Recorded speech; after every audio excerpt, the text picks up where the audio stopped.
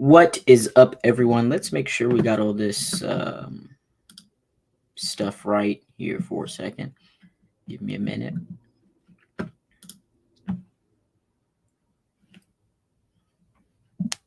Where is my audio? There we go. All right. Switch mics over there for a second. How are y'all doing? Hope everyone's doing good. Let's get this private chat up. The goal is we're supposed to be having someone on today that's going to be debating. Not sure exactly how that's going to pan out.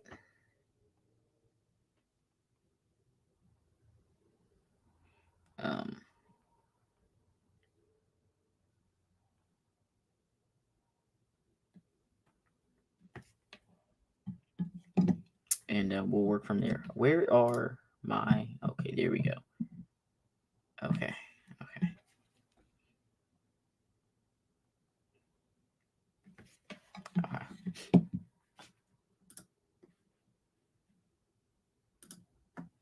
There it is. What up, everyone? Welcome to the Patriots Den podcast. We got a lot to talk about if this person doesn't come on. I'm going to try to pull up the flyer here just so you can see what I'm talking about. We're still working out some stuff on his end. It's like not letting him join. But if not,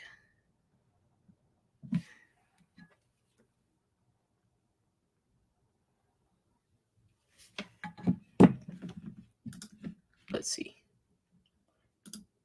here. Why won't this? There we go. All right.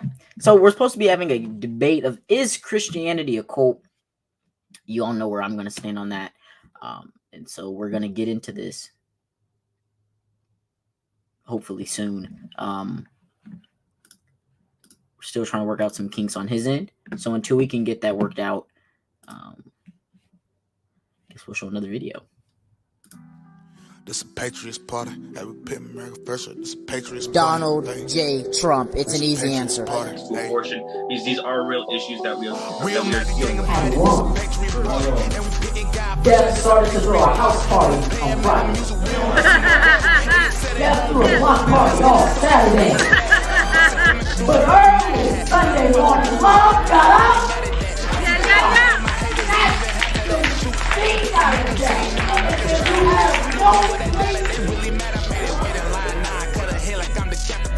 I say this because I want you to understand. I took my notes, and then that's what you need to know. I took my notes.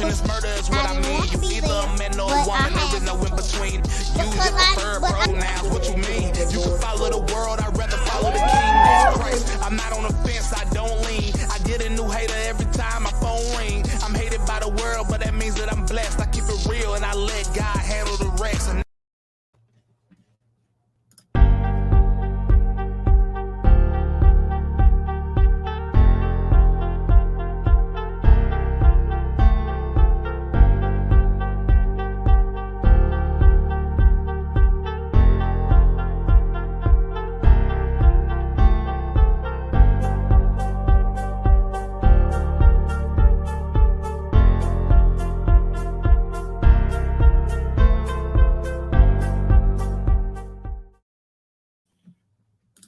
All right, we're back. He's not going to be able to join us. Isn't that a shame?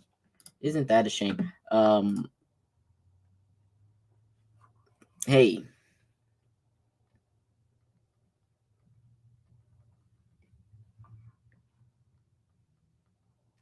So let's just jump into this, right? Anyways, we can still talk about it, right? He doesn't have to be here for this. We can still talk about it. So, is Christianity a cult? That was a question that was brought up that we have to look at from both, I guess what they want to say. We have to look at it from both sides. But I think it's pretty obvious. When you say Christianity is a cult, you must first ask,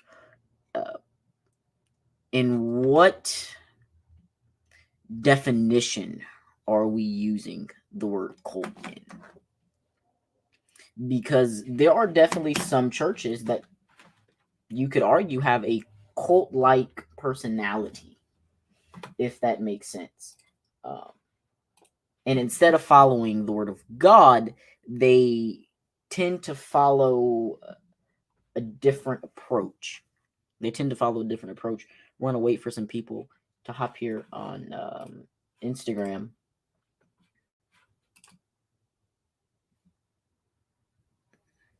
There's Liddell. And people tend to take that different approach. That's completely normal, right? This guy, he dodged the debate for like third time now. The third time he dodged the debate for the third time. That's normal. That's normal. We went in, we had the pre-debate talk. We talked about, hey, okay, this is how it's going to play out.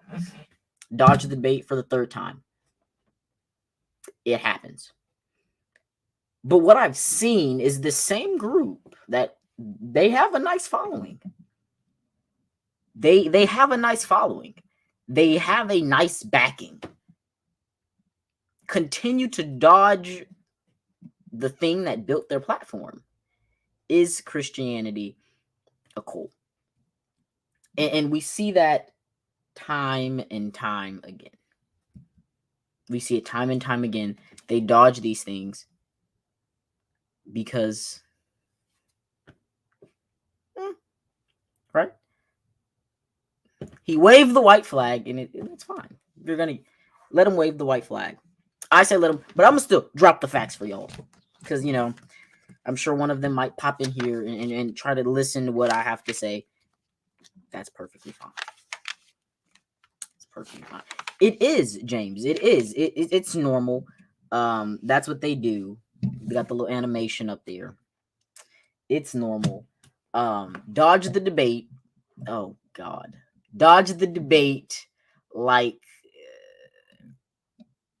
he was playing dodgeball. He was playing dodgeball and dodged this debate. Right? He dodged this debate. And that's what you're gonna see, people. You're gonna see it. You're gonna see it. And I'm the dodgeball champion because I'm gonna hit you either way. I'm gonna hit you either way. So let's dive into this. There are 4 facts that I want to acknowledge. Right? There are 4 facts that I want to acknowledge that highlight the characteristics of what is a cult. Somebody said bro dodging like he's in the Matrix. Exactly. Bro is dodging like he is in the Matrix. Bullets flying at him. 3 times. 3 times we've set up this. And every single time. Today was funny because he said, oh, I'm going axe throwing. I'm going to go axe throwing. Randomly set up, axe throwing. The hour before the debate, we're going to go axe throwing. That makes perfectly good sense, right? Let's go axe throwing an hour before the debate, randomly, out of nowhere. Then the other one, I have a debate club. Well, it's not working. You're going to debate club and you're not learning anything, kid. It's honestly sad. It's pathetic when you look at it. But that's okay. The 4 characteristics, we're going to get into this. Number 1 is exclusive entrance. Exclusive entrance. Number 2, no questions. Number 3, no leadership transparency. And number 4, cycles of shame. Those are the 4 cult characteristics that he would have had to highlight. He would have had to highlight that, bro. It's not. He says technical issues. Yeah, there's some real issues. There are a lot of issues up here. Right? And that's why you were on the side of the debate that you were on. And it's okay. Number 1, exclusive entrance. The Bible tells us that it's for everyone. Right? It's for everyone. Christianity is for everyone. Anybody can be a Christian. It is not privatized. It's not hard to become a Christian. John Drake, you can always get the link and you can come up here and fight for him as well. But you don't want that. You don't want those problems. Number 2 is no questions. The Bible tells us, oh, come and see. Right? Oh, come and see. It allows you, right, to come and ask questions about the Bible. That's normal. So that's 2 out of the 4 that he would have had to prove. no leadership transparency. In fact, the idea of leadership, right? The idea of leadership. He's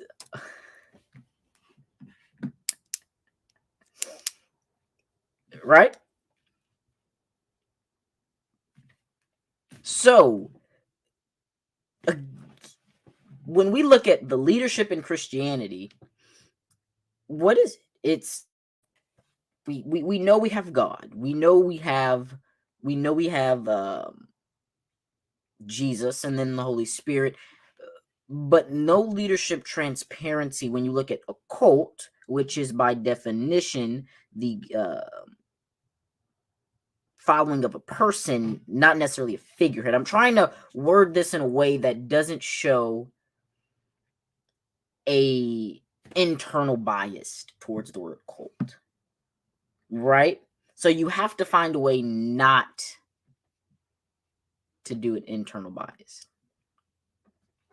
So religion is the service of worship to a higher being, to cause principle or system or belief, held with adore, which is passion, and faith.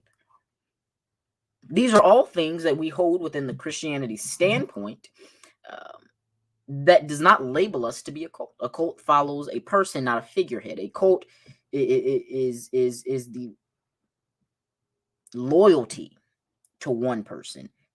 Christianity is the faith and the belief and the following of a figurehead. That's the difference. So when you have people who like to take this stance on it, it's a dangerous rhetoric. Now, the person I was supposed to be debating, he has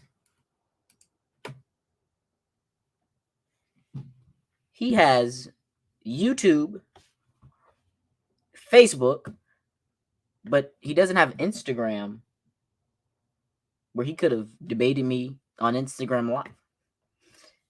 This guy. Multiple opportunities to do the debate.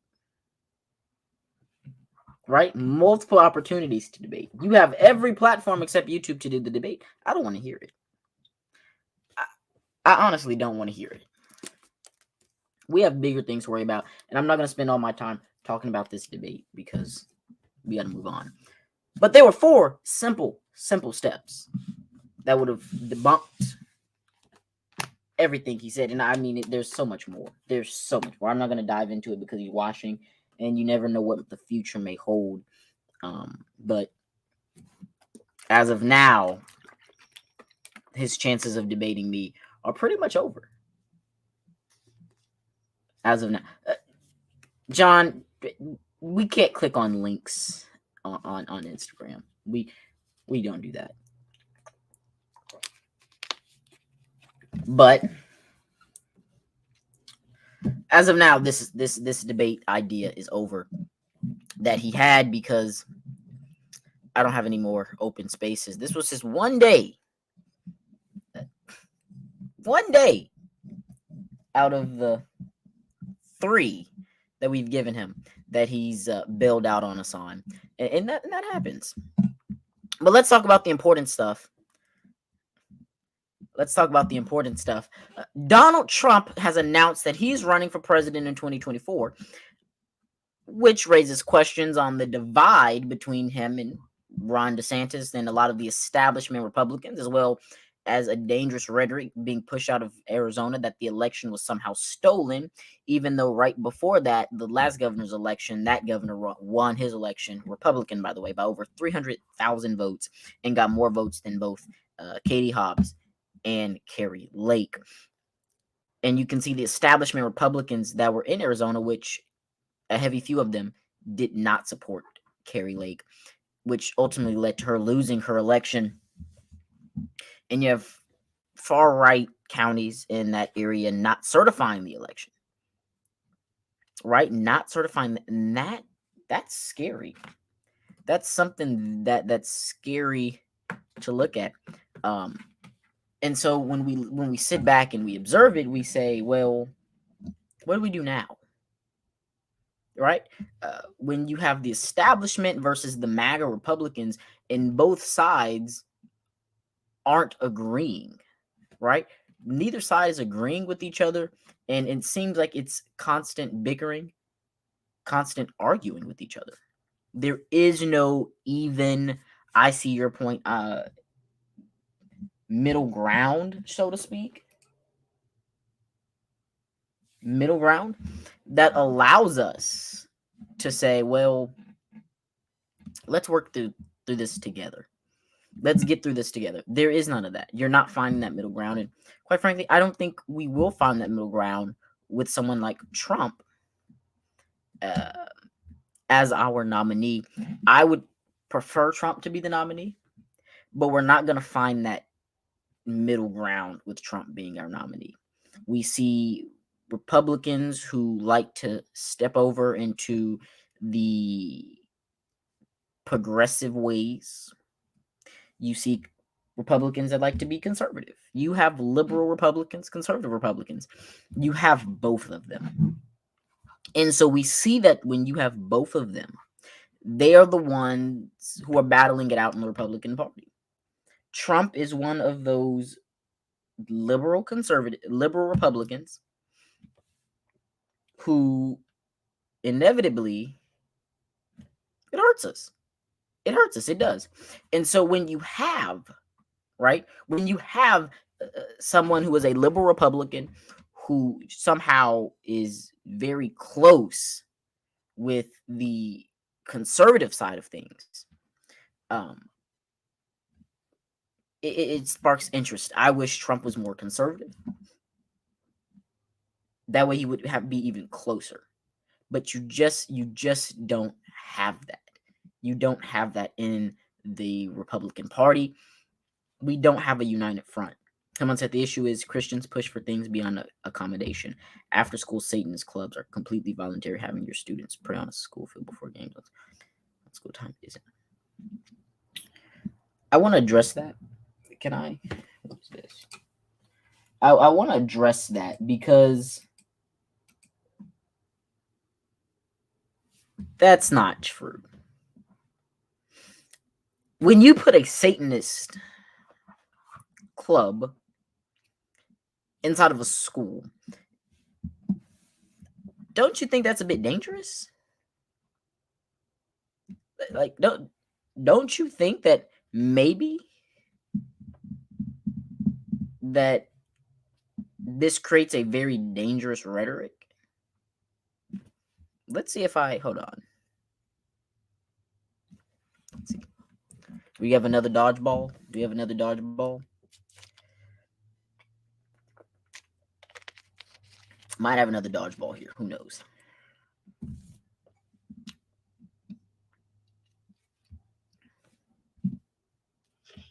Oh, no, we don't. We don't have another dodgeball. I wonder, can y'all hear? We're good. Okay, they can hear you over there. I can hear you here. And what I'll do is, John Drake, how are you, man? How are you? I'm fine, I guess. What's up?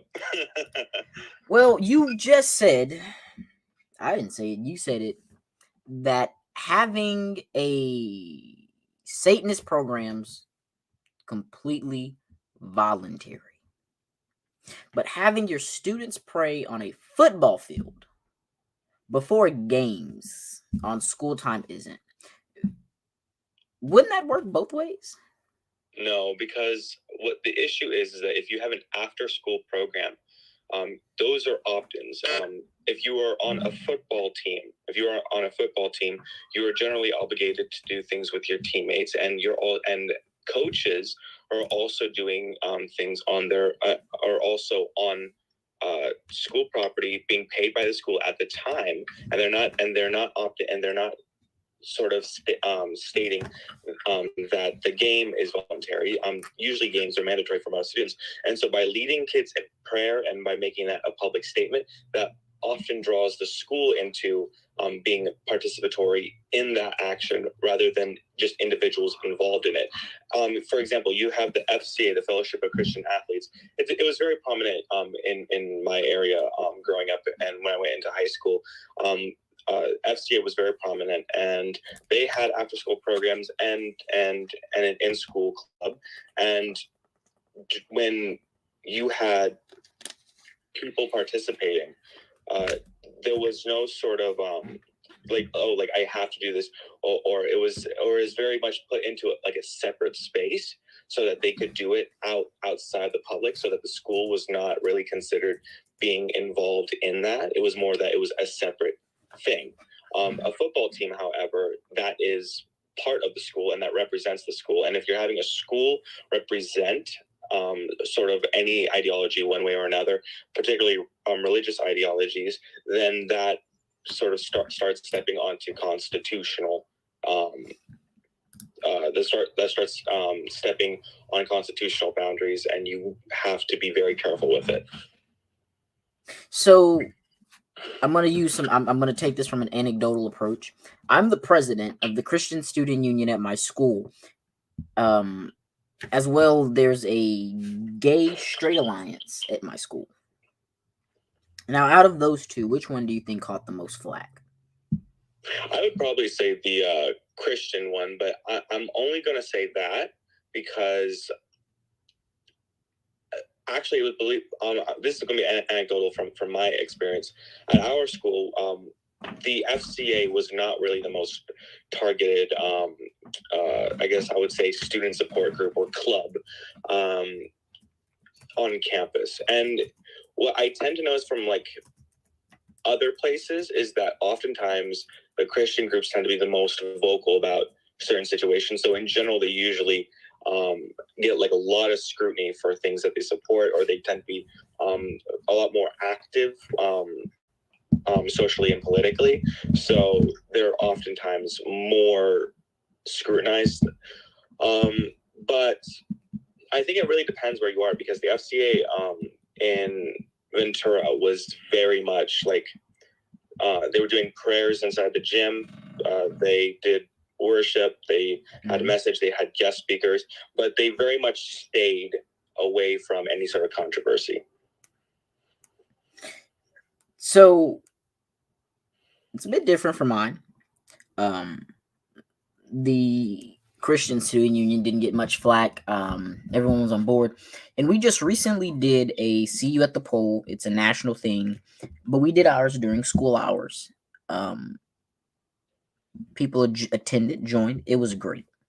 You didn't hear anything about it, right? When we go on the announcements and they would talk about it, you hear nothing about it. But when a minority or a club that's obsolete, there was literally no point in creating it because no one cares.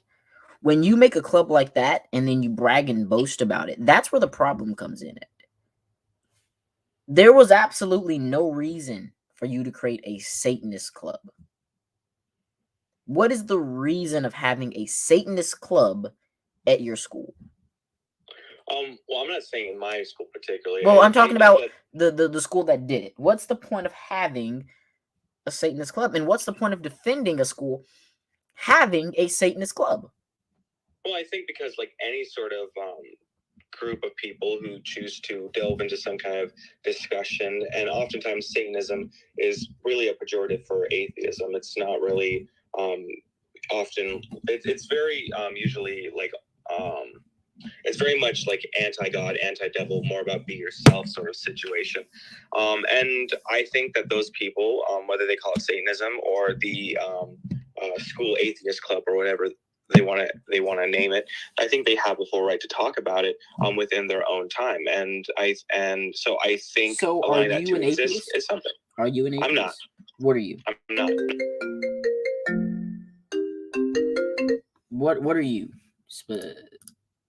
So there's the Unity Church, which is very much about living your life in the way you just would, like helping your neighbor, helping everyone you possibly can, and just having the displaying the Christian characteristics and actions of Christ in your everyday life for your community. That's what I believe, and I love that. I like that idea, and I think anyone should be able to, as long as they're not hurting anyone physically, and they're not sort of advocating for people to be outcasted or hurt based off of who they are or what they like or whatever, obviously within the bounds of reason, then I think they have a full right to express themselves. So you're a Christian? Yeah, I'm a Christian. But the reason why I say unity is because I don't agree with organized religion as it currently is, whether it's within the Protestant Church, whether it's with the Catholic Church, whether it's with the Episcopals, Lutherans, or I don't like Unitarians. diving into the different denominations. Christian is Christian, but as a interesting. So you're a Christian. A lot of the life decisions that I know you make aren't very Christian-like. So we know that Christians have a stereotype. Well, not even a stereotype. It's a fact of what they believe, correct? Sure, yeah. The basic tenets of Christianity, the Trinity.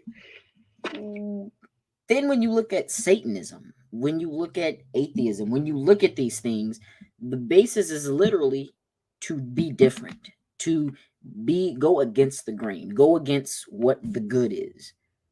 Why is it that we highlight people who just want to go against this grain, who want to go against what the common good is? Why is that? Well, I think what you could probably most likely consider Satanism is more like alternative culture. So Satanism really took off like back in the 70s as an anti-war movement, and it sort of became more of the social movement that young people have sort of stuck onto as being opposite of what we would consider traditional. But in general, aside from like the theology of it or even the social commentary of it, the fact is that within any sort of society, there's going to be competing groups of people, and there's going to be different people with different beliefs and different perspectives. And I think living in a society that is free, we have to ensure that those people, as long as they are not threatening the security of that society, and I'm talking about the physical security of that society, like not going out and hurting people, not going out and causing violence or threatening violence. I think that those people have a space to talk and have a space to present their ideas. And just as they are able to present those ideas are also open to scrutiny. Now, when the scrutiny does come, why do they then start taking the victim route of these things?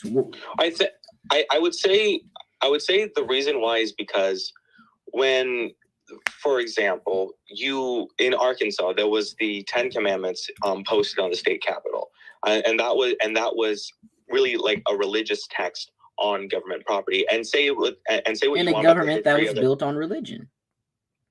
I'm going to say this. Again, you can have whatever history you want to associate with that. You can say the government was built on that religion, whatever.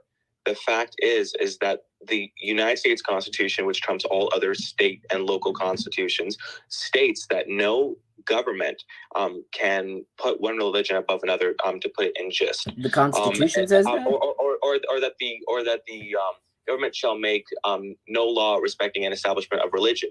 But so then when the Satanists come in and say, there well, is we no want law. So when a Satanist comes in and says, well, we want to put up a statue of the goat, I can't remember the name, of the goat guy, and we're unable to, that is setting up an establishment of religion and saying that this religion is more important than ours. And oftentimes what Satanists do is that they do stunts like this to bring attention to the fact that there is a lack or that there is a hypocrisy within this clause of the Constitution that says, oh, you can have freedom of religion just as long as it's this religion. And so Satanists tend to do very bold things, and they tend to do things that they know will get like a lot of backlash. But in reality, the reason they do it is because there is a glaring hypocrisy that hasn't been addressed. But the problem is, we get what you're saying, but you're coming from it from a standpoint as, oh, these people just want to live their lives, but that's not the case. They are making these clubs simply to laugh in the face of Christians. Well, They are making these clubs simply to mock Christianity. Most of the stuff that's done is to mock Christianity. Well, from my perspective, I think because I've had the interactions with Satanists before, even on my college campus. We have a group of them, and most of the time it's a mockery of all faith in general. And I think living in a free society, we should be able to accept that people are going to mock our faiths and do whatever they want to our But they faiths. don't accept it. If I was to mock the LGBTQ community, I'd get called homophobic. But if you mock the Christian community, it's completely normal and accepted. I think when addressing the idea of mockery, we have to sort of understand the difference between mockery and scrutiny. For example, like I can mock Christians, Muslims, and all those within like a joke or whatever.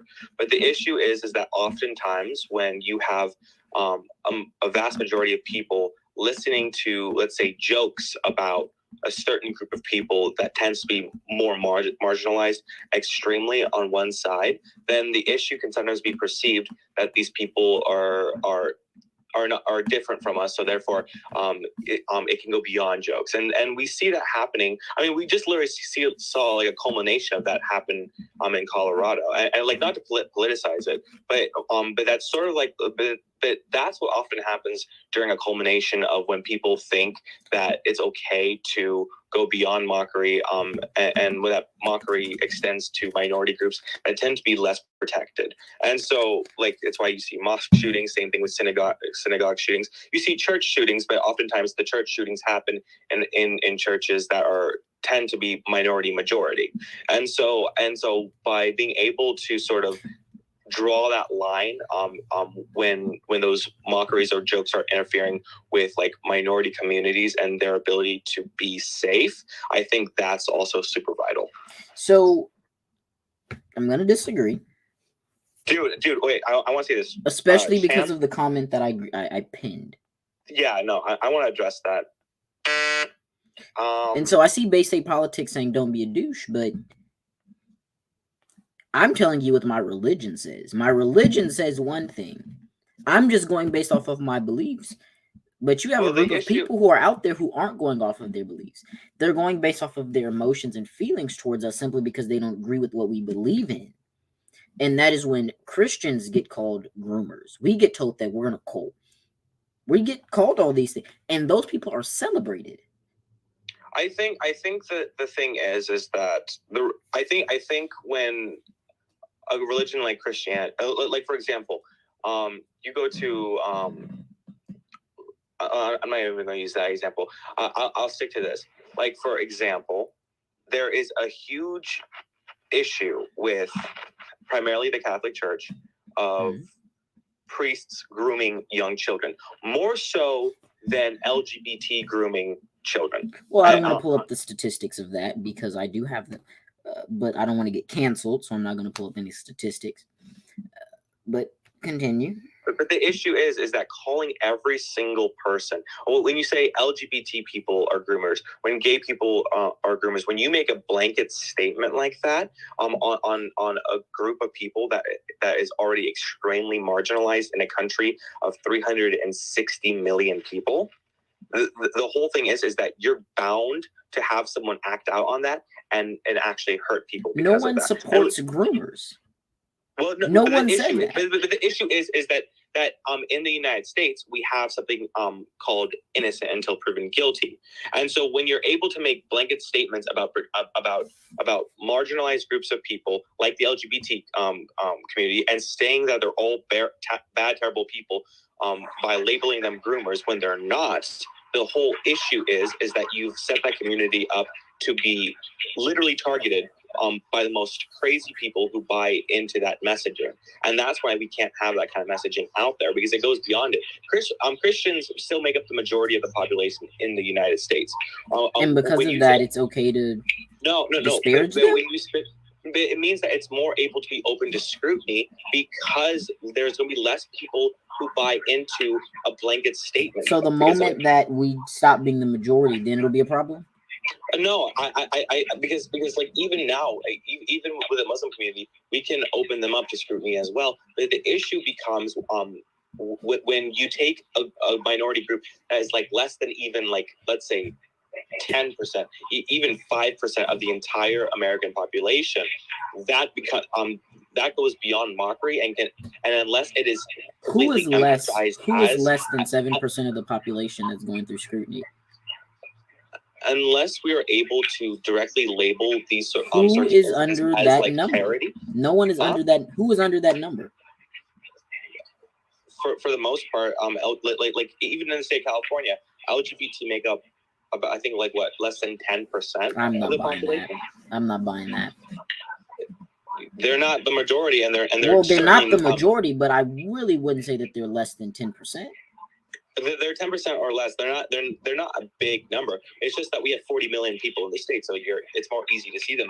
But the issue is that if you have a country of 360 million people, and then you take that number and completely whittle it down, the whole point is that unless it's explicitly parity and you know that it's parity, you're going to have someone, especially through political channels. If you have someone who's a congressperson, or a news anchor, people that you expect to hear facts and things from, and real numbers and real information from, you're going to take that as fact if you don't do the proper research, and then you're going to act out on that.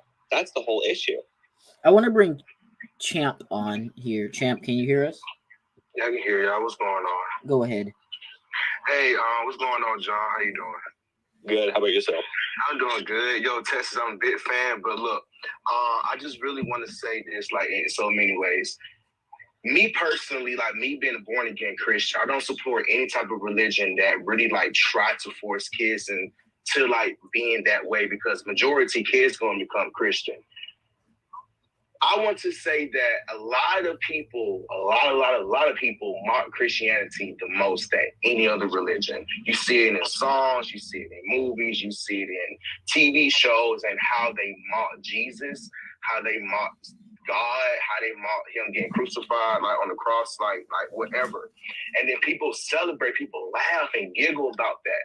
But as soon as you make fun of Muslims or Jews, especially the Jewish community, oh, you're canceled, you're anti-Semite, but they accept these people wearing like the thorns on Christ. They support things like that. And that's where I was coming from, that we are the most hated religion. We can't even go down the street like praying without cops coming through and say, hey, you can't do that here because it's harmful.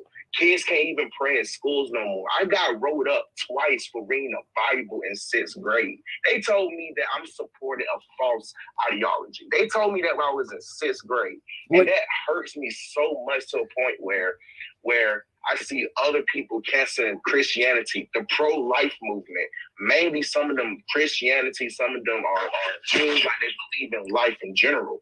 But recently they have been locked up. They have been locked up just for praying in the Planned Parenthood over the pregnant mothers who want to abort their kids. They got locked up for that. But out of all people, but gay people can tell kids to chop their penises off, but I can't tell my child, hey, you can pray to God and he love you and all of that, because it's harmful. It's harmful. Like, it's very harmful, like, to the community. So, when did you graduate? I'm assuming you graduated already. 2017. I'm 23 years old. Okay. And John, how old are you?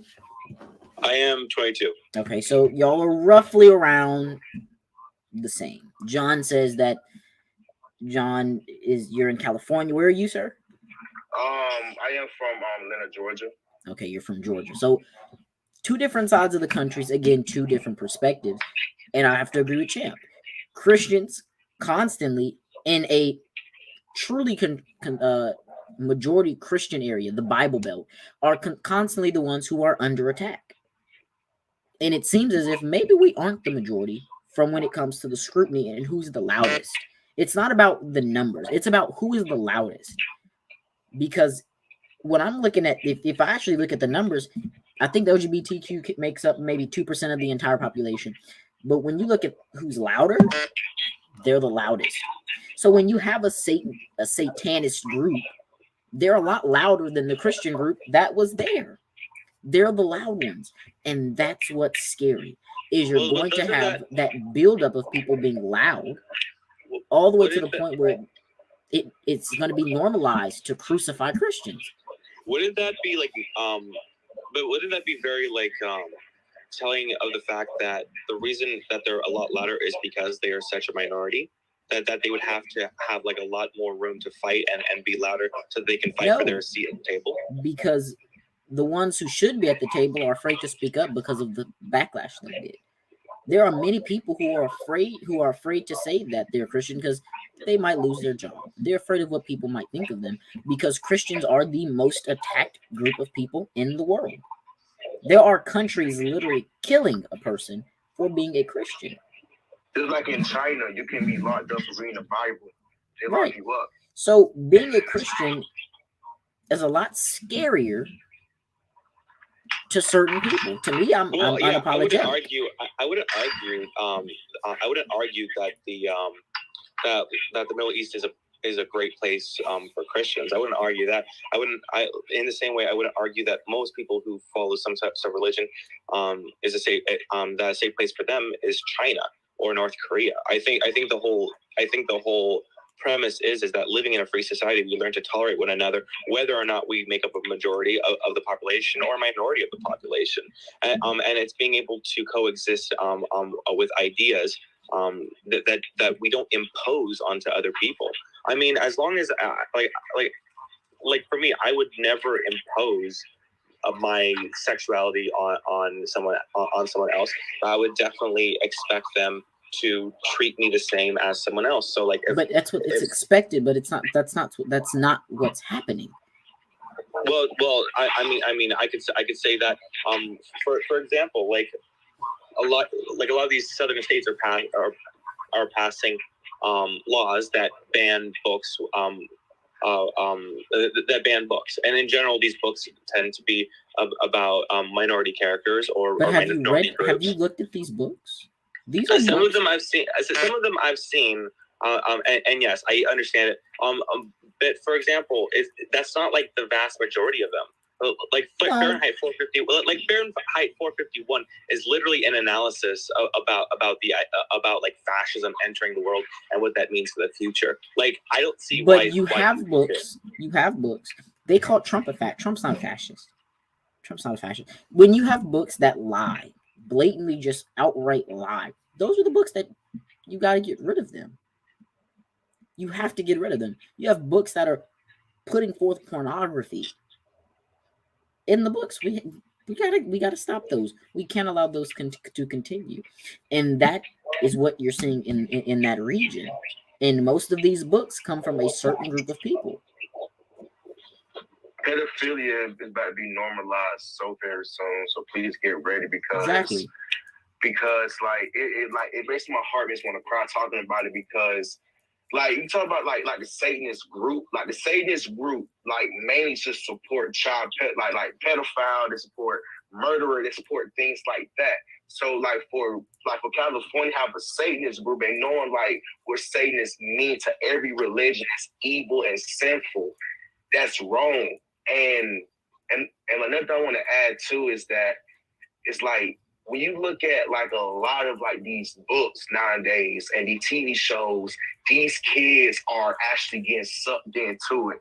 And Nickelodeon changed so much. Nickelodeon changed so much when I was a kid. Like now they're saying that SpongeBob is gay.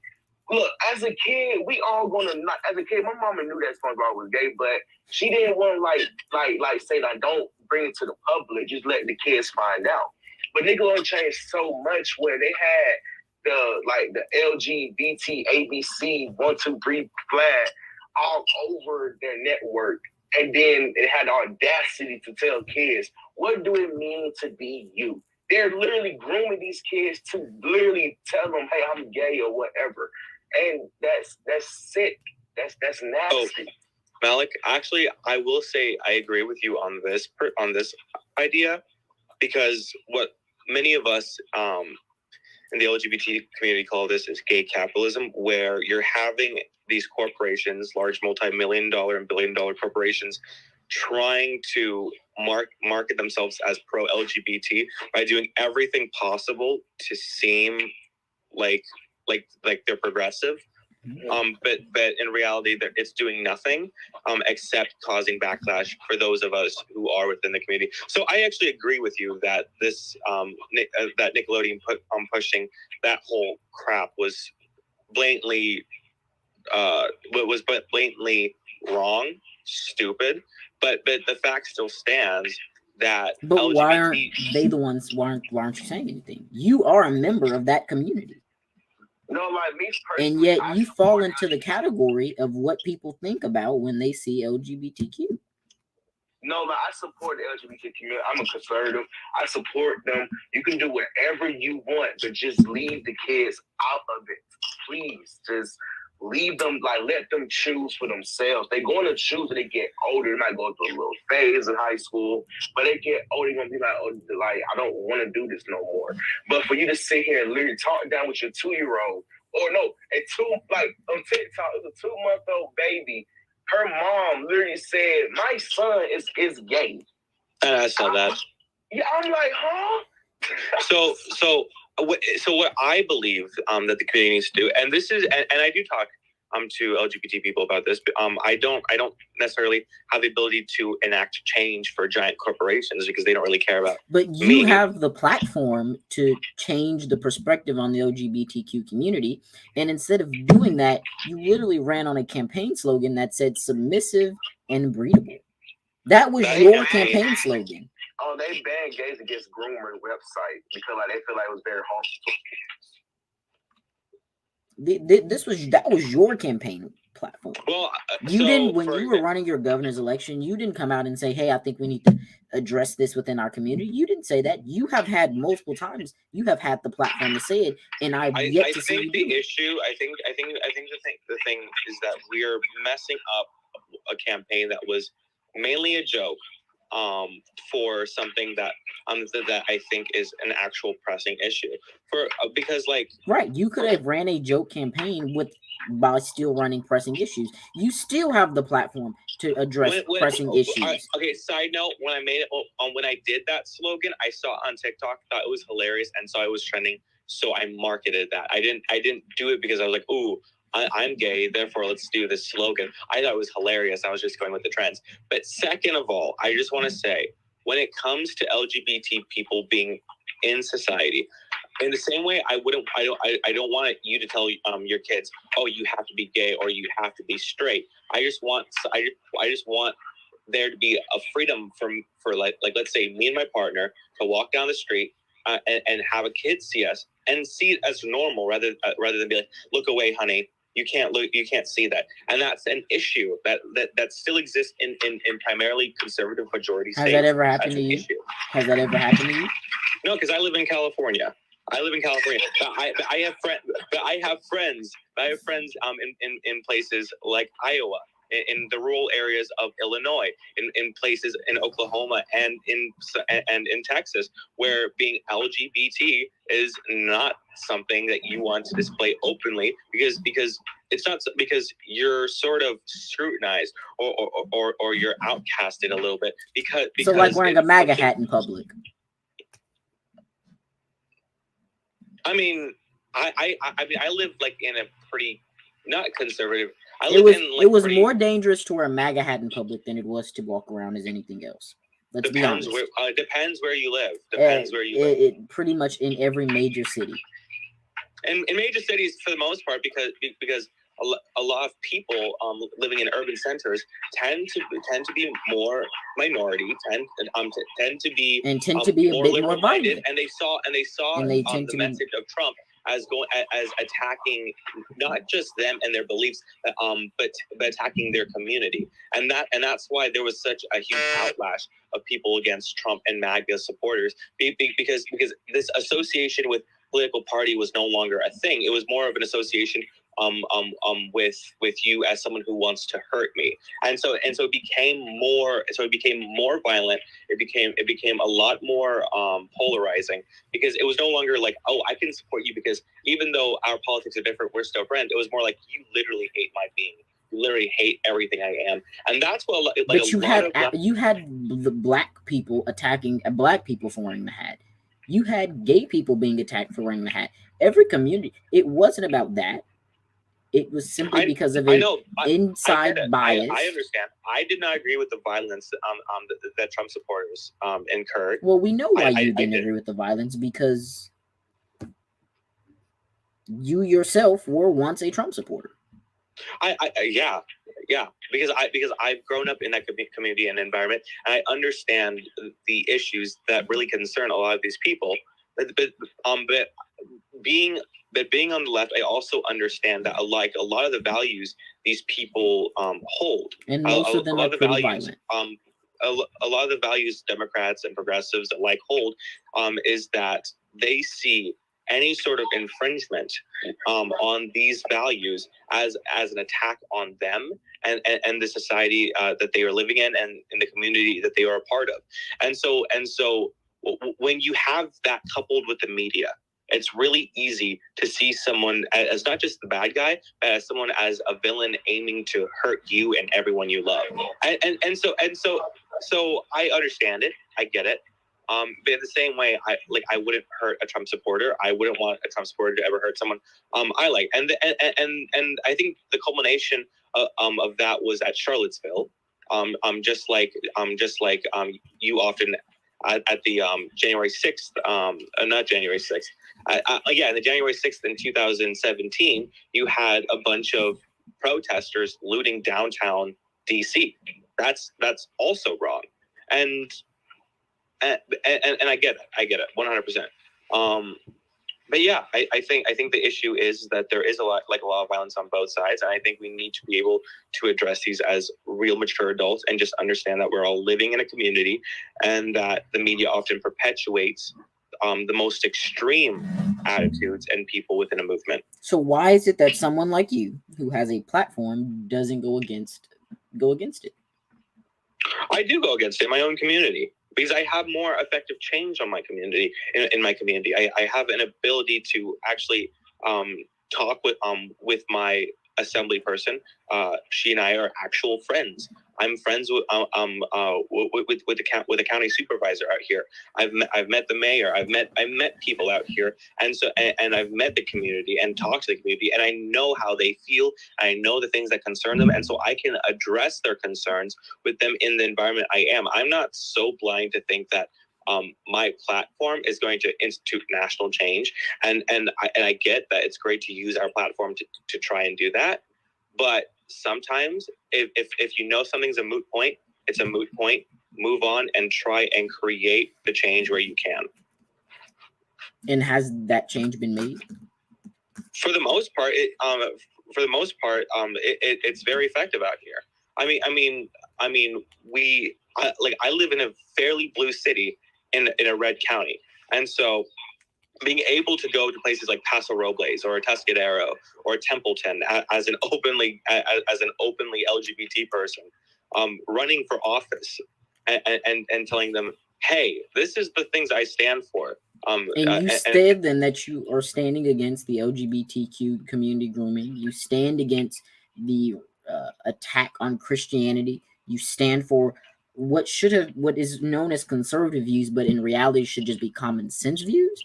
Well, I think the issue, I never say anything explicitly like that, because the main issue was saying I stand against the LGBT community groomers is that they are so far and in between. I know someone in one of those communities is going to be like, oh, he's saying about everyone. And considering that we are already a fairly small... Well, why would he think that you're attacking your own group? A hit dog will holler. No, I would say that that what happens is that messaging is often utilized by people within a community, by people outside that community. So you're afraid of the backlash. So for example, a lot of hate groups ended up using a lot of the things that Gays Against Groomers said to justify hatred towards the community at large. And I'm not going to be party to that. I don't want to be a party of that. So you're afraid of getting canceled by your own community. I'm not afraid of getting canceled. I'm not going to perpetuate the violence that has existed within my community for generations. But there's violence being put against my community as well, and no one says anything. Sorry, give me a second. This dog. Christians go through the most scrutiny, and no one says a word. It's normalized. I have a question with John. He went to go do something with his dog. Let's give him a second. And so you have people like John, member of the gay community, has a lot of stuff that he's taught, but he doesn't act on it because he knows that you go against them if you want to, you're going to get canceled, you're going to get shut down, but when they do it to Christians, who are supposedly the majority, nothing is going to happen to them. Nothing's going to happen to them. He is the typical politician, right? Which is why I tell people all the time, I love John Drake. John Drake's an amazing guy. His politics just suck. That's the simplest way that I can explain John Drake. I think he joined with good intentions, but somewhere down the line, his brain got a little scrambled, and now we're seeing the effects of it. John, I have a question for you. Yeah. Like, quick question. Like, do you support? Okay, like here's like my story. After I asked you a question, do you support like opposite genders going to like the same sex bathroom, like a man going to a woman's bathroom like a woman? Because like there were many times at Home Depot where like this man, like this woman, well, like this person, just go like to like the girl's bathroom most of the time, and like most of the girls like felt very uncomfortable because they said there were times where they seen like his, genitalia area most of the time. And do you like support like not support, but like do you like condone things like that like in California? I guess for me, because I live out here, we've had a few years to experiment with gender neutral bathrooms and unisex bathrooms, and for the most part, it's not really a problem out here because the way our unisex bathrooms are sort of laid out is that they're full they're full coverage stalls. So like you go in there and you go into a stall and there's a door up and down and you basically have your own like cubicle. And so most people don't really see a problem with that. I mean, I've used them myself because like at my old high school, they were more prominent than just like I think we had like them four in your school. Yeah, like back when I was going to high school, I think we had like maybe we had 3 all male and 3 all female restrooms, and then the rest were sort of just a mixture of unisex and gender neutral ones. And for the most part, it was oftentimes just easier to use it, but no one would judge you for it. No one would do anything for it because it was sort of like if you were going in there, you weren't going in there to like prey on anyone. And so I think so understanding that. So I think understanding that and just having that courtesy, I think that's what really mattered. I think, I mean, our locker rooms were separated on sex. They weren't separated on gender, but they were separated on sex, What's and the that was difference enough. between sex and gender? So don't sex hit me with gender being a construct, so because think if that was the like case, then I can change my gender at the snap of my fingers, just like I can change my mood. Think about it this way. I'm going to do an example. So sex by definition is like biological male or biologically female, XX and XY. How I view gender is that think of like an XY axis. You know what politogram is, right? Yeah. Politogram. Yeah. So think of the vertical on going all the way left being male and going all the way right is female. The idea of male will oftentimes like male masculine will be on the very top left, and then female and Facebook, then female femininity YouTube, would be on we're the going to end very it far here, right, guys. It's and been an on the very hour. bottom, and then on the very bottom left, come on and check on us over on like male Instagram. identifying That's the where you very can hear feminine, this. Go ahead and check us on female Instagram. identifying I'm the going very to hit Trippy at, masculine. and we're going to sign off. So